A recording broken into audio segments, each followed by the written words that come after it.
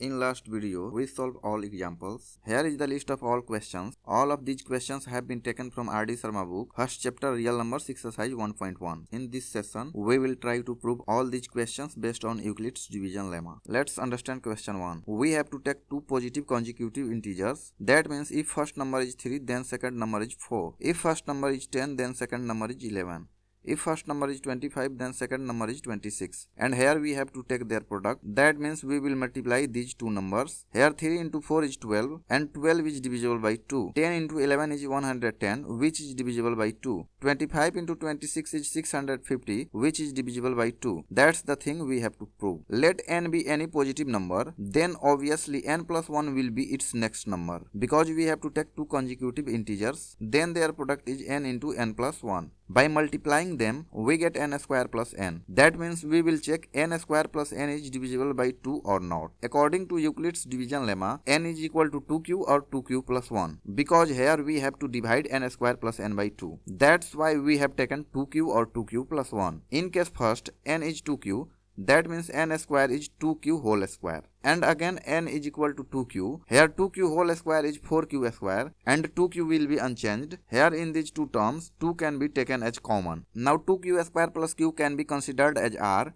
because 2q square plus q can be any number but 2 will always be in the multiplication form. That means 2 divides n square plus n. Now case 2 is n is equal to 2q plus 1. We will take the copy of first case and we will add 1 in 2q because here we have 2q plus 1. Here 2q plus 1 whole square is 4q square plus 4q plus 1 and 2q plus 1 is unchanged. Now 4q square can be written without any changing. 4q plus 2q is 6q and 1 plus 1 is 2. From these three terms 2 can be taken as common. We can consider this whole term as a single term r and eventually we find that n square plus n is divisible by 2. Hence the product of two consecutive positive integers is divisible by 2. Let's see next question. This question is exactly same to the last question. Let's take that last example to understand it. Here we have to take product of three consecutive integers. That means we will take another number which is next to these numbers. And here we have 3, 4 and 5 and their product is 60. And we have 10, 11 and 12 and their product is 13, 20. Also we have 25, 26 and 27 and their product is 17,550. Now you can see all of these three numbers are divisible by 6. You can check it by yourself. That means if n is first number, then n plus 1 will be next number and n plus 2 be third number. And it is given that product of these three numbers is divisible by 6. That's why we will have 6 forms of n. We will get n cube plus 3n square plus 3n after multiplying these three numbers. That means we will have 6 cases. Let's check case 1. The product of these three numbers is given. Now we will put 6q in place of n. Now the whole term is multiplied by 6. That means the product of these three numbers is divisible by 6. Let's see case 2. This time we will add 1 in 6q because here n is equal to 6q plus 1. And we can multiply these three numbers to get our answer. But there is a shortcut method. Here in this term 2 is common and in this term 3 is common. So we will take them common. And 2 into 3 is 6. And 6 is the number which we want to be as a factor. So there is no need to do anything else. You got your answer. Here 6 is dividing this whole number. Let's see case 3. This time n is equal to 6q plus 2. We can put the value of n in first equation. Also we can put n in any of these equations. And we will get our answer. But first equation will give the result sooner than other two equations. That's why we will take it. Now we can write 6q plus 2 in place of n. N is in the multiplication form. That's why we will put a bracket to show that they are multiplying each other. Again we will take 6q plus 2 in place of n. And also we will add 1 because it is given. And we will put the whole number in brackets. Again we will write 6q plus 2 in place of n. And we will add 2 as given. Now in this term 2 plus 1 is 3. So we can take it as common. After taking 3 as common, here 2 will left and here 1 left. Now in this term 2 can be taken as common. We can write 3 in place of 6 and 1 in place of 2. You can also take 2 common from last term. It's your choice. We can shift 3 near 2 as a multiplier and we get 2 into 3 is equal to 6. So in case 3, the product of 3 consecutive positive integers is divisible by 6. Some students may ask, what if I could not be able to find out 2 and 3 as common, like this case? Then what will we do? Let's see, can we do anything else to get 6 as a factor? These two numbers are 3 and these two numbers are 4. Now if we don't get the idea to take 2 common from these two terms and 3 from this term, then we can use old method to prove this question. Numbers inside first bracket can be multiplied by numbers inside second bracket. That method must be in your mind. By this number 6q, we will multiply these two numbers, and again by 2 we will multiply these two numbers, and then we will get these numbers. 6q plus 4 can be written without any changing. As we put 6q plus 4 in next equation, we will put this whole number in brackets, because all of these numbers are multiplied by 6q plus 4. 18q plus 12q is 30q, because power of their variables is same. Again we will multiply these three terms by 6q and 4 also, and hence we get these numbers. We can arrange the terms together which have same variables. By adding these two terms, we get 324q, and these two terms are 156. Now 6 can be taken common from these terms, but you can see this method is quite long, and the last method was a shortcut. You saw that 6 can be taken as common by long method also. And here you get a very important rule of mathematics, that is, whatever method you will use to get the answer, but the answer will always be unique. A student can arrive to his destination by his own way, other can take another way to reach his destination, and third can also take long way to reach his destination. That means there are many ways to prove a single question, and answer will be same for all. Now it's up to you whether you are taking long way or a shortcut. We study hard so that we can get good marks in final board exams. But how would you feel if examiner comes and grabs your answer sheet and takes it away from you? Because now time is over, you cannot write anymore. There are still some questions left to solve, and also you know their answers, but there is no time left to solve them. That means you were able to get 95% in your subject, but the fact is you are getting only 70% marks. You know what was your fault. You used long way instead of shortcuts. And that's the reason students are afraid of mathematics. Let's assume you were solving a question and you made a mistake in middle and then continued working on it. Now that one mistake leads you to a wrong direction and you will get a wrong answer. That means you will have to start solving that question from the beginning, and all your time and effort spent on that question is now useless. That's the reason you should always take shortcuts to solve a question, because if you made any mistake, and I am sure you will make mistakes during examination, at that moment you will have enough time to start solving that question. And remember, don't skip any step in attempt to take a shortcut. Your answer sheet checker will get upset and he can reduce your marks. In case 3, we proved that the product of 3 consecutive integers is divisible by 6. But still we have 3 cases left to check, and we will check it one by one. In case 4, let's take 3 common from this term and also take 2 common from this term, and hence we get 6. In 5th case, we can take 6 common from this single term and we get 6 as a factor. Also we can get 6 common in 6th case as we did before. And hence we proved that product of 3 consecutive integers is divisible by 6 in all of these 6 cases. But what if we take the form of 3 instead of 6? That means we get 3q plus 1 and 3q plus 2. Any number which is divisible by 6 is always divisible by 2 and 3. We saw in the following cases that 2 and 3 were the factors of the whole product. That means it is divisible by 2 and 3 also. Let's check, can we prove this question by taking 3? We have taken 3 forms, 3q plus 1 and 3q plus 2. Product of 3 consecutive integers is n into n plus 1 into n plus 2. That is given in the question.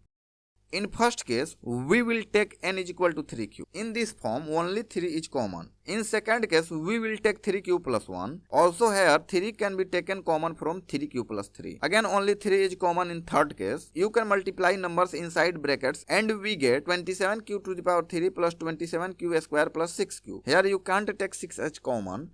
That means we cannot prove this question by taking 3. Also we cannot prove this question by taking 2. But why we are not getting our answer? Here everything is alright, no mistake has been done. Let's investigate more. Something may be found out. I have taken n is equal to 1 and the product of 3 consecutive numbers is 6, which is divisible by 6. If n is equal to 2, the product is 24, which is divisible by 6. If n is 3, the product is 60, which is divisible by 6. That means any number can be taken as n, and n into n plus 1 into n plus 2 will always be divisible by 3 and 6. In third case, we have 3q plus 2 and these are 3 consecutive numbers. When q is equal to 1, we get 5 into 6 into 7, which is 210. And 6 is also a factor. That means this whole number has a factor 6. That tells that this number is divisible by 6. The summary is, we have taken the form of 3 and still we get 6 as factor. That shows the whole number is divisible by 6. But you can see clearly, we can take only 3 as common. There is no way to extract 6 as common. That means we know 6 is a factor. But by taking the form of 3, we can't get 6. When q is equal to 2, we get 8 into 9 into 10, which is 720. Here 9 has a factor 3 but not 6. Still we can see 720 is divisible by 6. That means again this number is divisible by 6, but we cannot extract 6 as a factor from these given terms. That tells us about a mistake which you should never do when solving a question. That means always pick up the right divisor, and in this case right divisor is 6, not 3. See this question. We have already proved it. We have taken divisor 3 and got these 3 forms which contains 3. By these 3 forms we can show each and every integer, and we had already seen that between these 3 numbers only one number is divisible by 3. But imagine if we had taken the form of 4, because each and every integer can also be represented by these 4 forms. n plus 2 and n plus 4 was given in the question. Let's take n is equal to 4q. Then n plus 2 is 4q plus 2 and n plus 4 is 4q plus 4. If q is 1, then n is 4 and n plus 2 is 6 and n plus 4 is 8. If q is 2, then n is 8. n plus 2 is 10 and n plus 4 is 12. When q is 3, then n is 12, n plus 2 is 14 and n plus 4 is 16. Here we have taken q as 1, 2 and 3, and in first case we have 6, which is divisible by 3. That means only one out of n plus 2 and n plus 4 is divisible by 3. In second case we have 12, which is divisible by 3. Again only one out of n plus 2 and n plus 4 is divisible by 3. In third case only 12 is divisible by 3. So what did you understand? Let me explain it. By taking these 4 forms, we saw that only one out of these 3 numbers is divisible by 3. That tells you can take the form of 4. There is nothing wrong. But you would not be able to take 3 as common, because there is a problem. When we take these 4 forms, 3 can never be taken common from 4. And that was the reason behind taking 3 as divisor. So always remember to choose right divisor. That leads us to prove our question.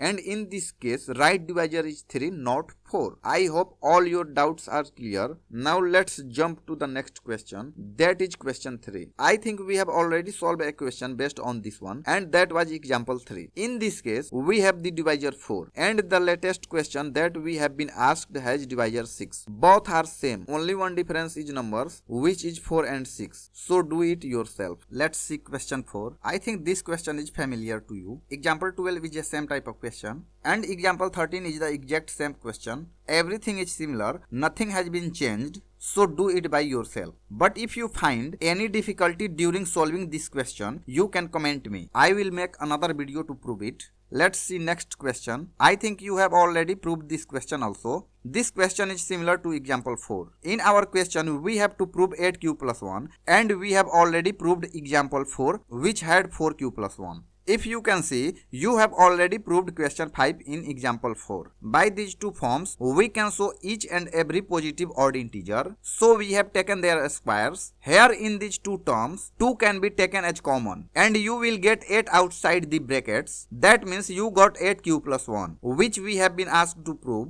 In second case, we can take 2 as common from these 3 terms, and we get 8 outside brackets. And hence we get 8q plus 1. That means we can take 4 as divisor and we will get our answer. And also remember, if you can't get 4 as divisor, you can take 8. That means you will have 8 cases. In these 8 forms, 4 forms are odd and 4 forms are even. So you will have to prove 4 cases which are odd. So do it yourself. Let's jump to the next question. We have already proved this question also. Question 6 is similar to example 5. You can take divisor as 4, so you will have 4 cases to prove. You can also try to prove this question by taking 2 as divisor. But why 2? Because 2 square gives 4, that is our requirement. So do it yourself. Let's see next question. I think this question is different. I can't leave it for you. We will have to prove it together. But I think this question is similar to example 8 and example 9. There is a minor difference between these questions, but the approach to solve these questions is same. You can prove this question by yourself if you have already understood these examples. But I think there is another way to prove it. Let's see how. We have n cube minus n. We can take n common from these two terms. So we get n into n square minus 1. 1 can be written as 1 square. Now you can see n square minus 1 square is based on formula of a square minus b square. That is a plus b into a minus b. Now n can be written without any changing. And n square minus 1 square is n plus 1 into n minus 1. But what is the need to do this? Let's take n is equal to 1. Then n plus 1 will be 2 and n minus 1 will be 0. We can also change their position because they are in multiplication form.